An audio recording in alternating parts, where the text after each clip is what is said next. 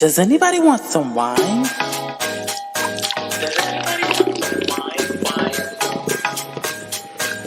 Purchase your tracks today.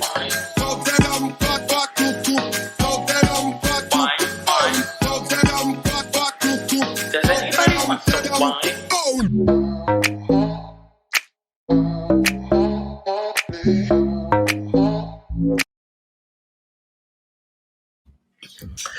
What's up? What's up, everybody? It's me, Tony. I'm back again with Wine Down with Tony. Listen, y'all, I know I've been gone for a long time, but I moved over here to Germany and I've just been trying to get my life together, y'all, and it has been a lot. I've been going through a lot. I don't like it over here. I'm ready to go right now, and it's just like I've been wanting to start it back for so long, but I just wanted to make sure it was right.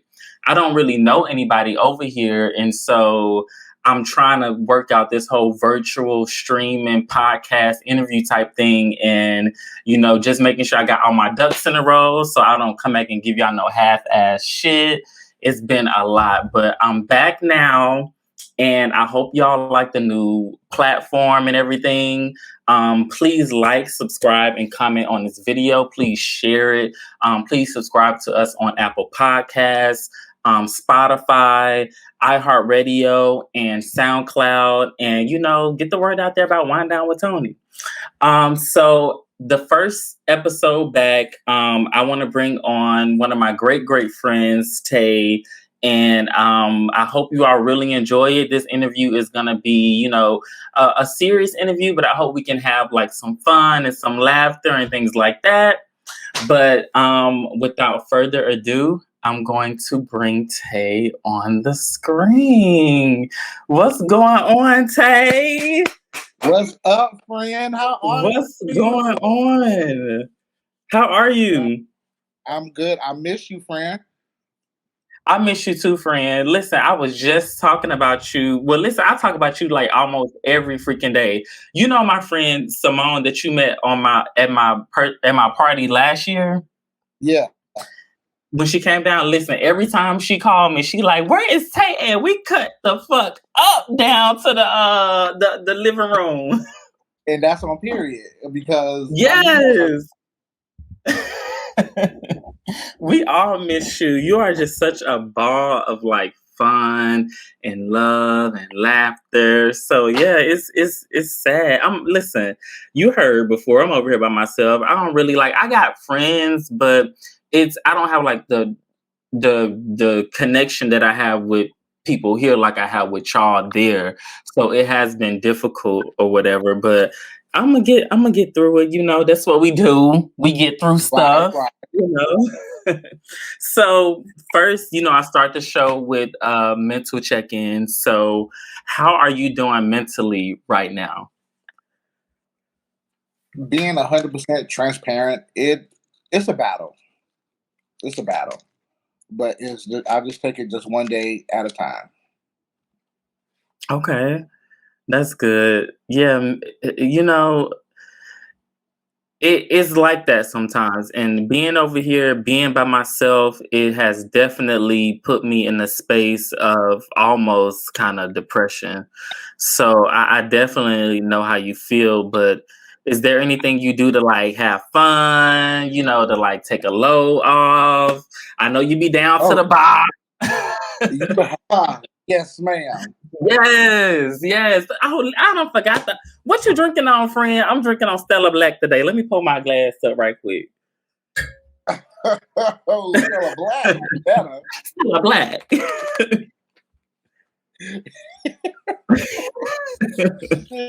You is crazy.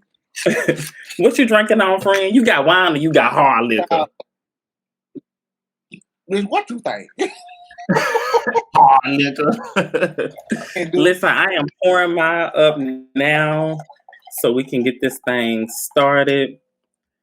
Man. I don't even drink like that since I've been over here. I just be by myself, friend. It's so sad.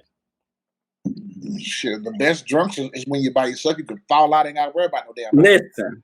Listen, okay? Okay, mental check-in. How am I doing? I told you, like, I'm ready to go. Like, I've been over here like 4 months, and I'm already just ready to hit the goddamn road, Jack, and don't come back no more, no more, no more, no damn more. Like, the culture is, the people are nice, the culture is all right, but it's just, I don't know, I feel alone. And with COVID going on, like, Germany is strict on COVID. Like, you can't do anything. Like, they're just starting to let up a little bit on the restrictions, but you can't really get the full experience of traveling and going places and dining in and doing all these things that you would want to do if you're in Europe. And I'm just looking at all my friends in the States like, damn, the clubs is still open, the bars still open, like, Bar the fuck open down here. yes. So that's what's going on with me, but hopefully it get better. I really hope it get better. But all right, so we're gonna move on to the topic for this podcast. So, y'all know I usually don't tell people what they're coming on for. I like to get the true, authentic reaction of my people that come on the show. But I had to let Say know what I would want him to come on for. And because I think it's very important. And with something like this, you definitely don't want to be blindsided. You know what I'm saying? You never know how people are feeling about the situation. So I want you, Tay, to come on and talk about HIV and how you've dealt with your diagnosis. And one of the things, and I want to start off with, if you're comfortable, if you would just, briefly share your story with the people who are watching of, how you contracted the virus. I am 100% comfortable, friend. Okay. Yeah, I found out July of 2017.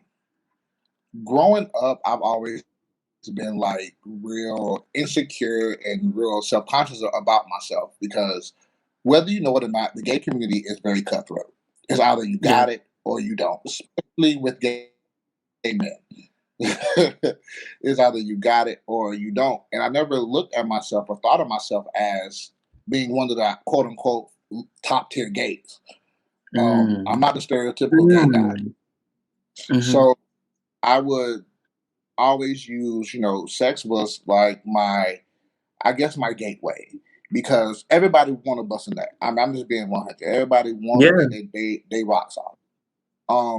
So I felt that was all I was good for was, just sex, regardless if it was regardless if it was 10 minutes, 20 minutes, or 30 minutes, hell, 2 hours. For that certain amount of time, I felt like that person cared about me. And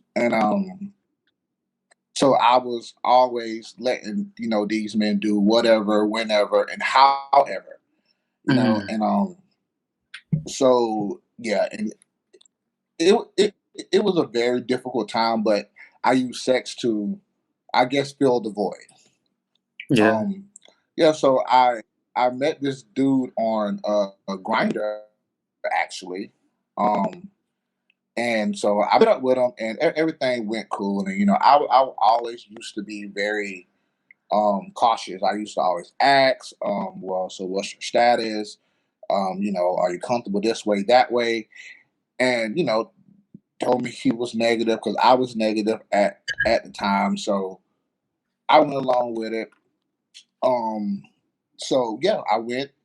I'll be lying if I said I didn't have a great ass time because, bitch. Okay. That motherfucking night, the fuck. I can't even sit here and lie. I'd be lying if I said I didn't have a good ass time. But like, so maybe about 2 or 3 weeks later, I was at work and then all of a sudden I got like deathly ill. Like my fever spiked to like 103. I couldn't breathe all of a sudden. It was bad. So I went to the hospital the next day because I couldn't eat. I kept throwing up. I couldn't breathe or nothing. I went to the hospital. They didn't know what was wrong with me at that time. They told me, I don't know what's wrong with you. They finished my IV bag and they discharged me. So I followed up with another doctor later, and he was like, well, I don't know what's wrong, but We gonna find out together. I said, okay, whatever.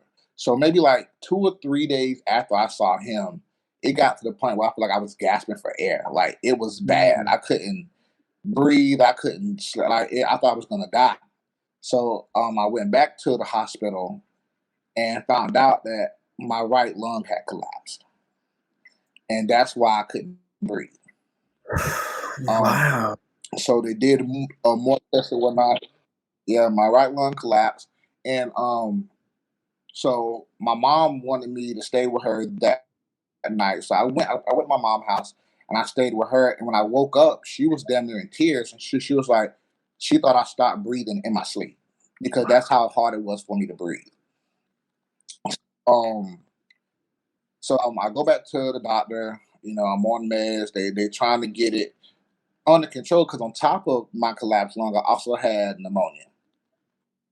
Mm. Um, and it was horrible. So they ran an HIV test and it came back negative. So they was like, well, it's something else because this is not normal. Mhm. So but after like 2 weeks of being sick, I woke up the next morning like I was never sick at all. I felt 100 times better. Like I felt so good. So I went on about my life and whatnot. So I Mhm. was getting ready for work. Note now, this is 2 months later. I'm getting ready for work, and something kept saying, "Tay, go get retested. Go get retested. Go get Mhm. retested."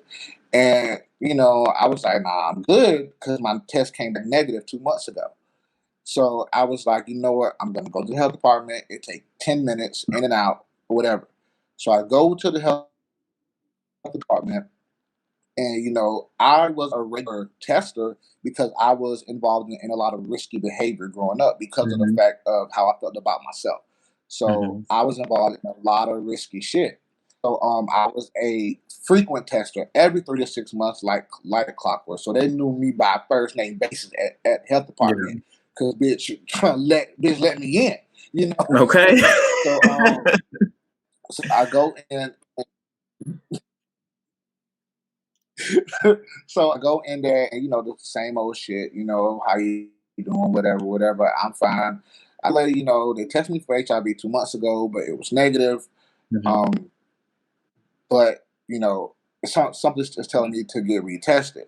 So cool. So they do the fingerprint and whatever, and she got my blood. She dropped it on the test. Then she said, "So you took the test before?" I said, "Yeah, about 2 months ago." She got quiet, and then I looked at her, and her said it all. She didn't to me. She was like, "Well, this one is positive," Wow. and I was like, "Wait, did you run that back?" And she was like, "Yes, this one is showing you're positive." So she was like, "Well, do you want me to retest you?" I was like, "Sure." So they retested me, and that one came back positive. I went Wow. into a state of shock. Yeah, I can Like imagine. as a gay male, not like well, a gay male, you being hearing HIV is not what you Mhm. want to hear. Yes. It's like everything came down crashing on me, and she was like, well, you can stay here as long as you need. And I was like, I can't stay here because if I stay here, I'm going to think about it, Mhm. and that's not going to be good. So I went to work. Right after my diagnosis, I went to work, Wow. and I rode to work in complete silence. Like I didn't even want to look at myself, because I felt like that the one thing as a gay male that we try to avoid, I got, you know, and so it was a couple. So I go to and they see it on my face and they like started crying. All fell. It was not a pretty sight. So I came home and I was just in a disbelief for like I just couldn't believe it. Like like I'm HIV positive. Like I couldn't even Yeah. say the words. I Mm. was so disgusted with myself about it. Like I let myself go. And then thinking back on it, I had every single symptom, like the fever, Mhm. the weight loss, all day. Um, like the sickness, the collapsed lung, the pneumonia, the fever, textbook symptom, but no one caught it. So then, when I go to another health department, because whenever you are diagnosed with HIV, it is considered public health. So Okay. they have to notify the CDC. They have to link you in care. It's a whole bunch of stuff that Mhm. goes on with being diagnosed. So I had to go to another place, and I went there and sat outside for like an hour before I actually went in, and I just cried. And I went in, and I went into the state of denial. Like that wasn't my test. Someone switched my results. That wasn't me. Um, and they asked me if I wanted another test. I altogether took 5 HIV tests because Wow. I was in that disbelief to like that ain't me. Mhm. Um, so I finally got to the point where I was like, okay, I'm HIV positive because it got so bad. They had me go to therapy once a week, and then it increased to 2 times a week, and it increased to 3 times a week because I was just not having that shit. Like that was not me. Mhm. In a table of it was like 4 or 5 people in there, and they had drew my blood, and the results came back, and they sat me down at the table, and they showed results, and they was like, the blood does not lie. They Yeah. said you are HIV positive, Wow. And and how old were I you, completely at that it moment just when you found I out? couldn't say the word. I was 27. I'm sorry. If it seems like I'm interrupting I you, was I think there's 27. just a little bit of a lag. I'm sorry. I didn't mean to interrupt you. No, no, baby, you fine. You fine. Okay. You said you were how old?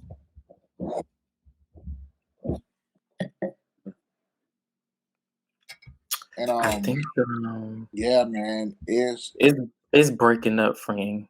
Give me 1 second. huh? I said the connection's breaking up. Give me 1 second. I'm sorry. Mhm. Okay, you good, baby. Okay. Okay. Okay, and I appreciate you for sharing that story. That's the reality of most young gay men in the world, especially young Black gay men. We are raised in a home, and most gay men aren't accepted at home, and so they go and they find love elsewhere, and elsewhere is usually in men. And with being so young, and you don't really know too much about sex or about STDs and things like that. And it's this situations like this is unfortunate, because of society, and being rejected by your loved ones. And is very difficult. And I can only imagine what you were going through. I couldn't even imagine, you know what I'm saying? And I see you all the time. I've spoken with you before I even found out. I would never know, because you live your life so not carefree, but so, like it's the last day. When you walk into a room, everybody lights up, everybody's excited, and I appreciate that about you, and I applaud that about you. My next question is, who or what helped you cope with your diagnosis? Was your mother there to help you? Was there a close friend? And how was that for you, coping with that?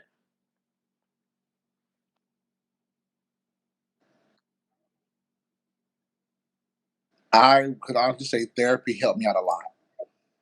Okay. Therapy really helped me talking that wasn't it because, like I stated before, I couldn't even say it.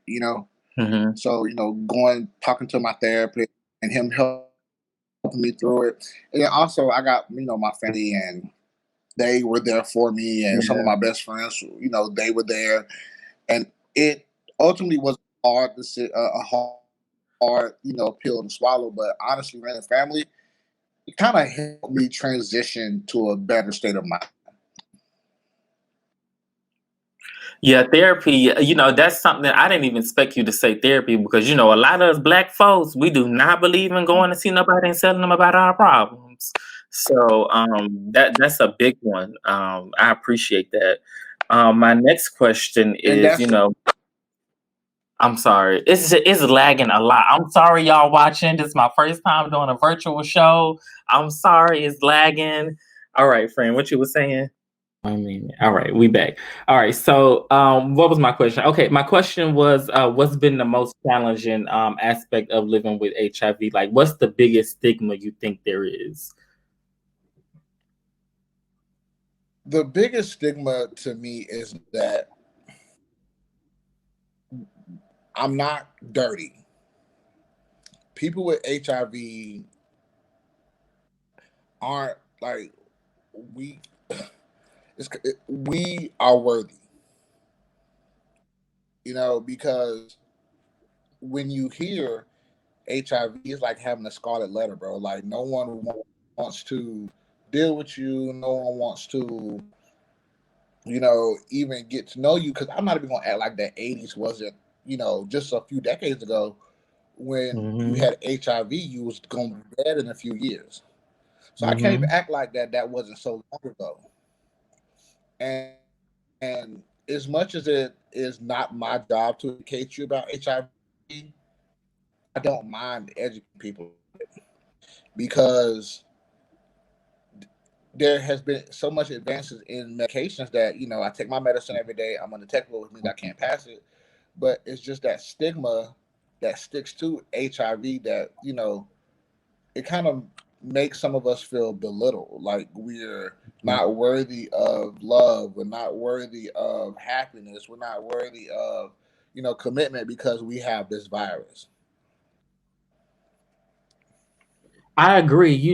I've been watching Girlfriends on Netflix. In the episode yesterday, actually, I was watching was about an old friend who came back on the show. She had stole Joan's boyfriend in college and married him, and Joan was upset that she stole her man, and so they were arguing. And she's like, well, you can have him and the HIV he gave me, and like the room stopped, and then the episode progressed into her like eating off of certain silverware and them throwing it in the trash, and her like, no, that's not how the virus works. Like, you can only get it through blood and semen. Like, there's so many different stigmas. Like, people think you can get it, people think it's airborne, people think it's freaking, you can get it off of eating a fork that somebody ate off of, and things like that. And it's sad and it's ignorant. And this virus has been around long enough for people to be able to go and educate themselves about it.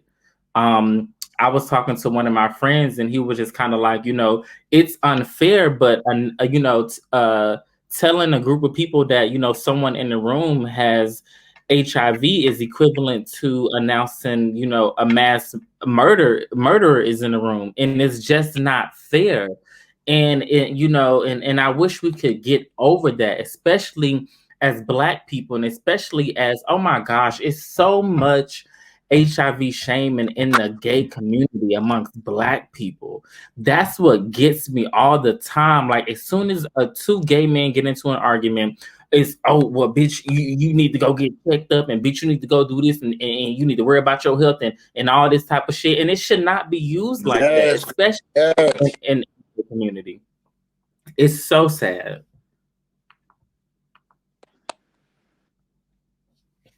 it is, And man. And then, so I'm gonna tell you, I didn't experience. Let me tell you, I didn't experience because I do feel like I'm 30 years old. I'm 30, and not saying that 30 is old, but I have that mindset. I want to settle down. I want to come home to my man and tell him my job got me fucked up. I want to go on dates. I want to Like I have that mindset, Mhm. and so I did an experiment. Of course, all game masters will know what grinder and jack is. It's not a secret. We know what it is. So because I had a friend who didn't want me to even come out to everybody about being HIV positive. But my thing Mhm. is this: why hide it? It's a part of me forever, and nothing I can do about that. I mean, so it's Yeah, either you love me for me or don't love me at all. But absolutely. it was two dudes that I went to, and well, I was getting to know on grind. I ain't gonna say talking to. So I said, Mhm.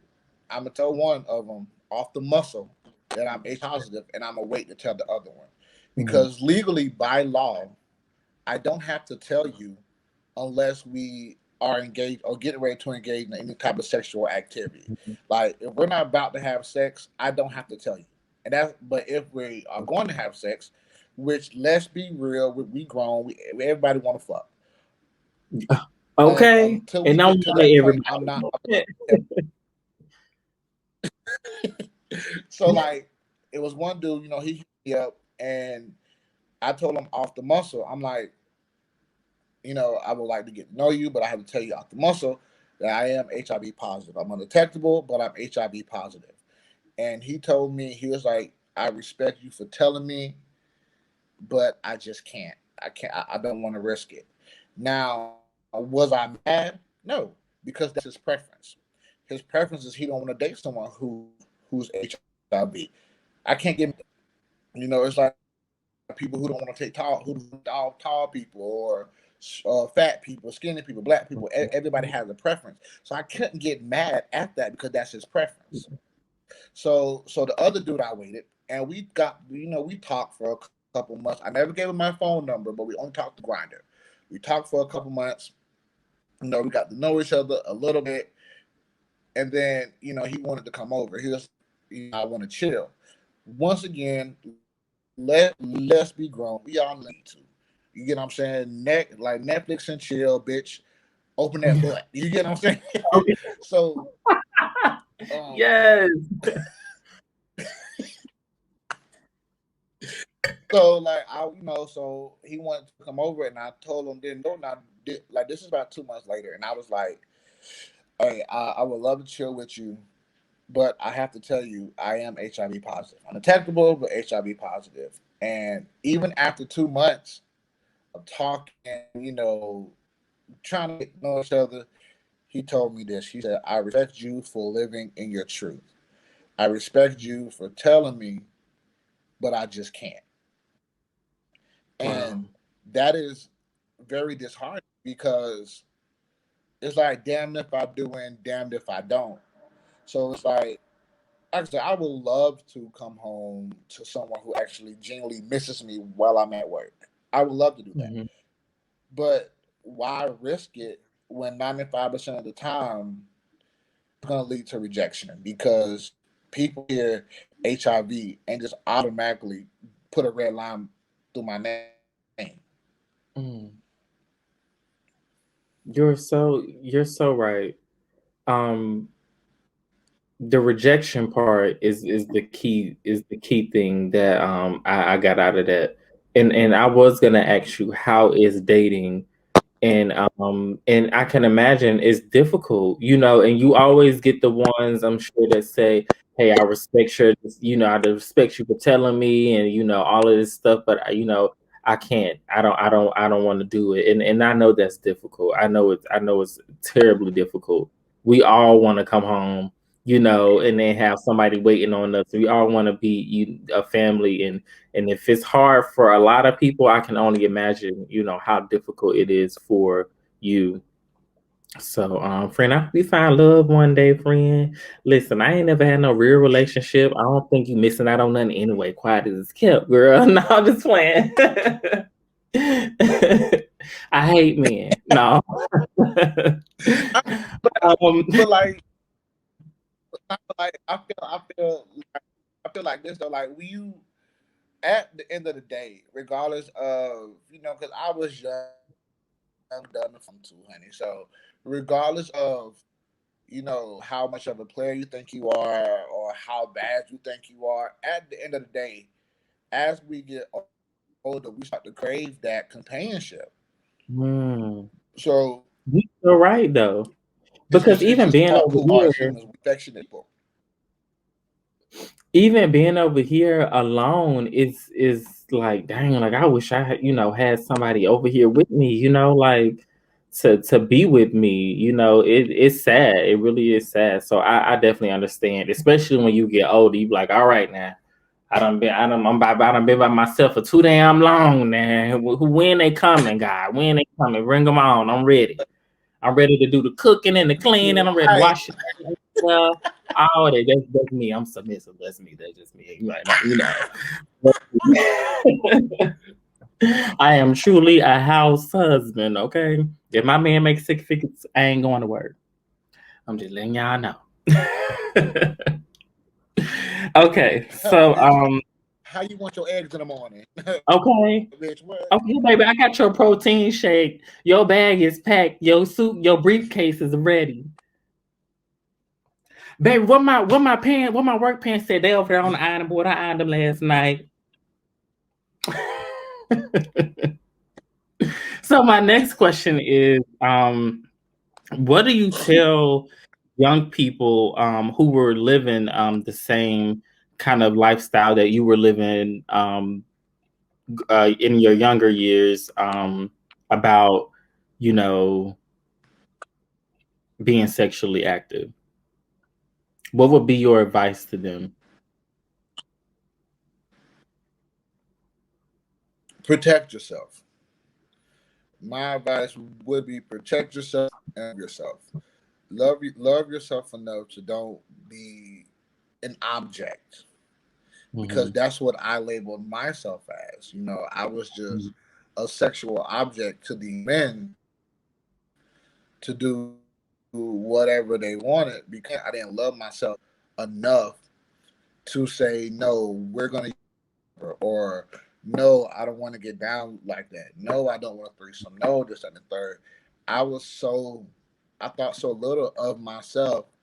I never said no to anything, which ultimately got me the position that I'm in now. As much as I want to hate the person that gave it to me, I have to take responsibility for my actions. No one made me do nothing I didn't want to do. So all the fault is not on them. I have to take responsibility for that, and I 100% do. Um, but it just love yourself, and and if you get to the point where you feel like that you're nothing, go seek therapy. Go seek. There's nothing wrong with telling somebody I'm not okay. Mm-hmm. So but as Black people, we are, especially men. Men have the in general stigma is men can't cry. Men aren't supposed to have feelings. Men ain't supposed to do that. Men this and men that. But baby, go get your mental health checked in. Yes. If you need some cases, that's okay. But don't let I mean, period. I mean, but don't let someone just use you as an object, because the fucked up part about it is I was okay being the second option. I was okay being the side person. I was okay being just an object. It's people who I've had sex with that don't name. They just know me as a number, and knowing that if they were to call me or text me, I'm down for whatever, because I didn't say no, because I didn't love myself or cherish Mhm.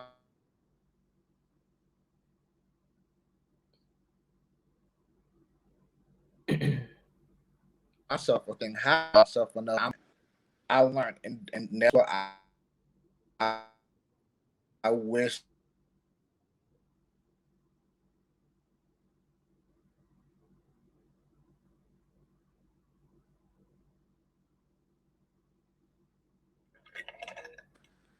my bad friend. I muted my mic. My bad friend. But Okay. I wish someone I was told like, me, hold on, what's going on? I thought we fixed this.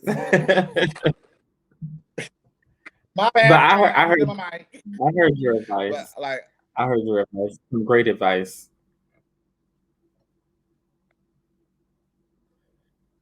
Uh-oh, it's lagging again. But yeah, that was some great advice. Yeah, I would say the same thing to young gay men. Always protect yourself. Always know your worth. you know the reality is a lot of young gay men get involved in sex at a very, very, very young age. And so I would even say to the parents, educate your children. Love your child. Just because they told you they're gay doesn't mean that they're this wild creature. Love them. If your child tell you they're gay, educate them. You get educated. You say, well, what does this mean for my child in society? That's what parents need to be doing. And so that was some great advice. I appreciate that advice. My last question is, well, my second to last question is, do you do any HIV/AIDS like charity work? Are you involved in the community in any kind of way? And if anyone's watching who wants to get involved in the community and fight the virus and things like that, what can they do?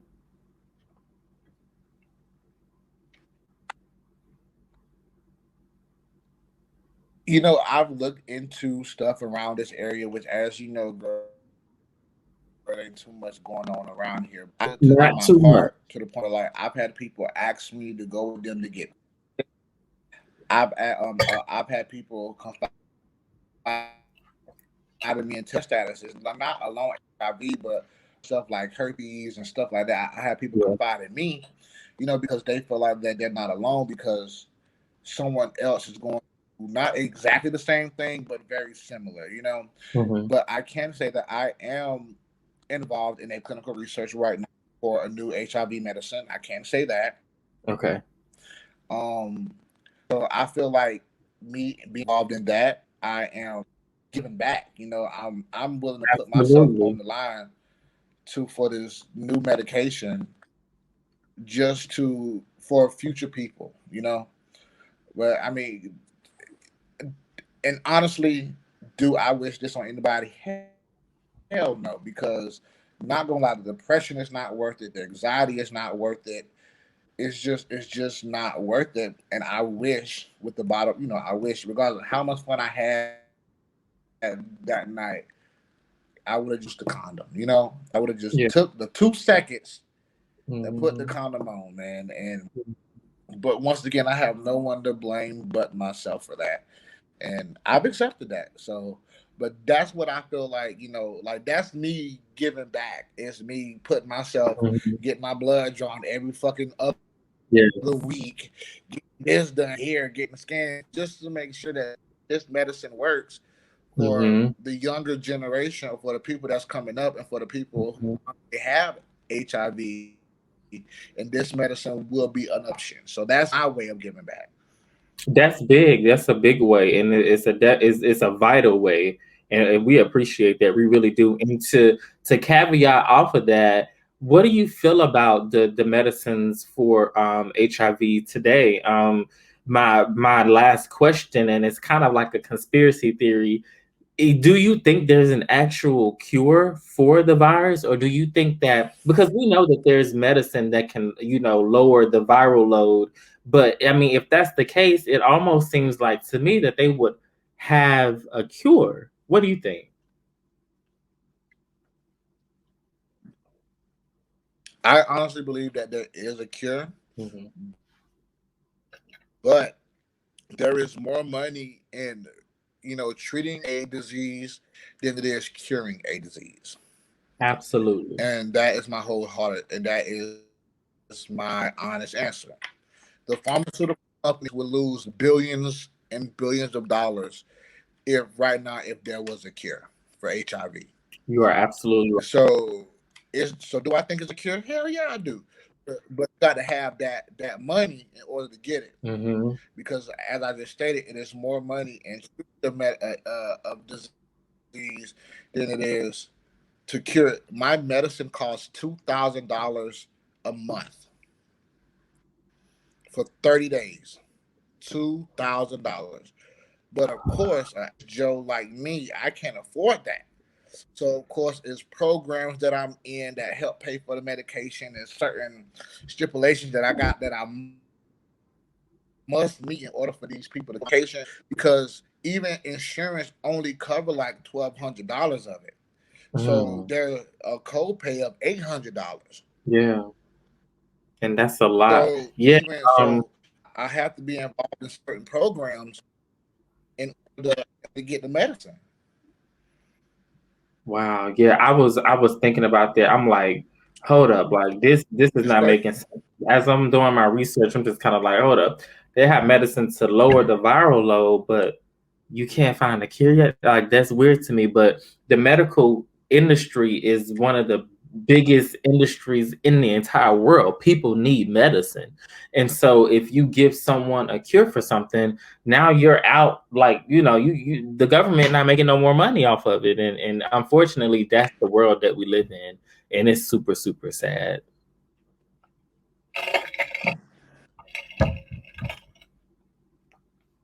Yeah, but I can't that I am for the medication, because how it works.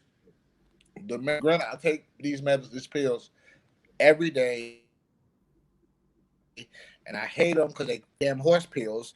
But it's either my therapist and my counselor told me is either take these pills every day, become undetectable. And what undetectable means is that the virus is so compressed into your body that you cannot pass it. And that comes from the CDC. The no blood test can't detect it. If I take my medicine every day, I'm supposed to, the virus will be so compressed that a blood test cannot even pick it up.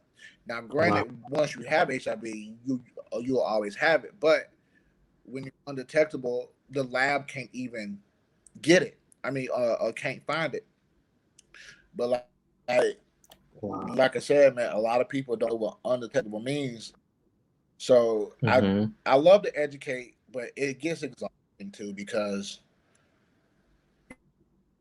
I feel like that as people, adults are involved in any type of risky behavior, which what the CDC and the health department call is basically unprotected sex. Everybody should be educated on HIV, because they used to call it a gay disease. But Hmm. now, at one point in time, it was more likely for a woman to catch Yeah. HIV before a gay male, because of all the DL men out there. Oh my goodness, So, all the I deals. mean, it's all about right. Like, they don't understand. Like, it's not just a gay disease. Like, anybody can get it, and it is a life changing diagnosis. And I can't even sit here and lie and say that it's all rainbows and sunshine. I have my days. Even 3 years in, I cry. I sit home and just be like, damn, because I fear that I will never, you know, find love or be happy with a companion, because of the fact that I have this red star on the back of my damn head. Mhm. Mhm. But it'll get better. Yeah, it will. It will. And friend, I appreciate you so much for coming on my show and talking about this and bringing awareness to it. Oh my God, I love your bravery, and you are fearless. I aspire to walk in the room and have the type of effect that you have on people. One day, it's truly one of a kind. Honestly, I miss you so much. I miss all y'all. I really do. And we gotta talk some more sometime, hang out, chit chat or whatever. Listen, when I come back, listen, I want to hit up all the clubs, okay? Bottles on bottles, I want them to be picking me up off the floor, piece by piece, okay? bitch. And I want to Throw do me it over with your you. shoulder and put me in the bottle. I will. Oh my God. All right, y'all. So thank y'all for tuning And in I want to to say Wind thank Down with you so much Tony. for I appreciate y'all for and listening. I'm sorry. I'm talking over you. My bad.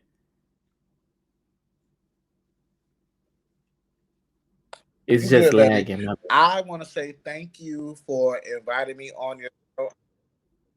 Love me some motherfucking wine down with Tony. I love me some wine down. I love you, and keep being great, bitch. Thank you, friend. Thank you. I appreciate that. I love you too. And I will try, I will keep being great because that's what we do. All right, y'all. Don't forget to like, comment, and share this video. Please subscribe to us on YouTube, Apple Podcasts, Spotify, iHeartRadio, and SoundCloud. We are everywhere. Okay, and I hope y'all take something away from this interview with Tay, and and share the wisdom and the knowledge or whatever. So yeah, we out and we'll see y'all next time, next video. Bye.